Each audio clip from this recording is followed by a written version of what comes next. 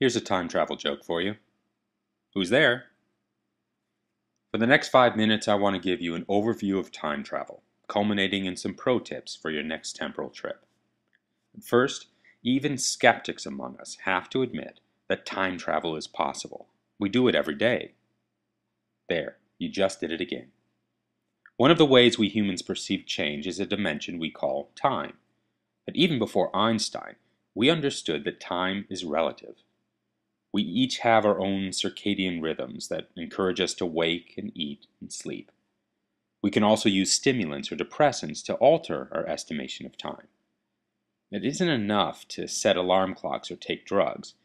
We humans want to traverse the arrow of time in unnatural ways to make it useful to us. Change the past. Avoid Armageddon. Procrastinate without guilt. Way back to early Hindu and Japanese myths, we've concocted stories to distance ourselves from our present.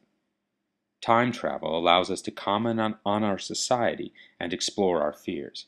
So it was with great interest that the media jumped on a recent story that European scientists had detected particles traveling faster than the speed of light. This will prove to be a glitch in their calculations, but it was perceived as a threat to our understanding of space-time. The problems that surface are illustrated by Einstein's anti-telephone, which is essentially if things travel faster than light, the message arrives before it's sent.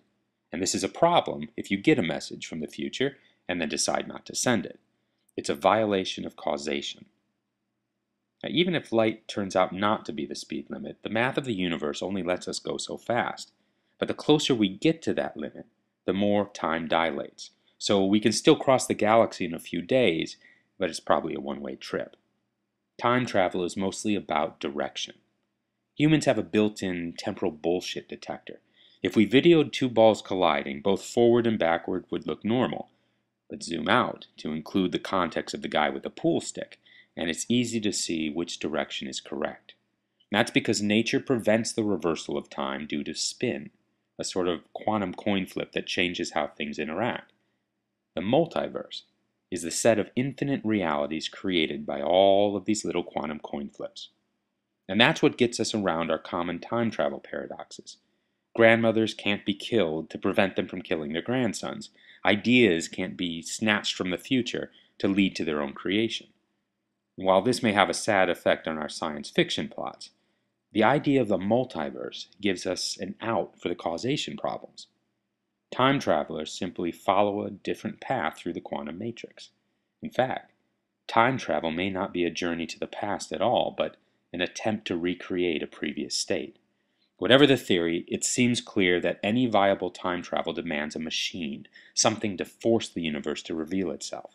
And that machine requires enormous power supply, such as a black hole containment device, the 15-second version. Rotating black holes form a donut. Slide a metal rod through its center and charge everything to lock radiation collectors in place. Near the event horizon, particle friction generates a nearly unlimited energy supply to turn dimensions into Play-Doh. In other words, a TARDIS. Assuming the future provides this battery for our time machine, you can prep for your own temporal trip with these 6 tips for traveling through time. Number 6. Mistakes are meant to happen. When the Large Hadron Collider failed to fire up the first time, some speculated that it was the universe's way of preventing a catastrophic mistake. So, before leaving for the past, check the future to make sure that you're still going to be around to survive your mistakes. Tip 3 of 4. Time is rewritten only for you. No one else will notice. When you return from the past after investing in Apple stock, no one in 2011 knows you just got rich.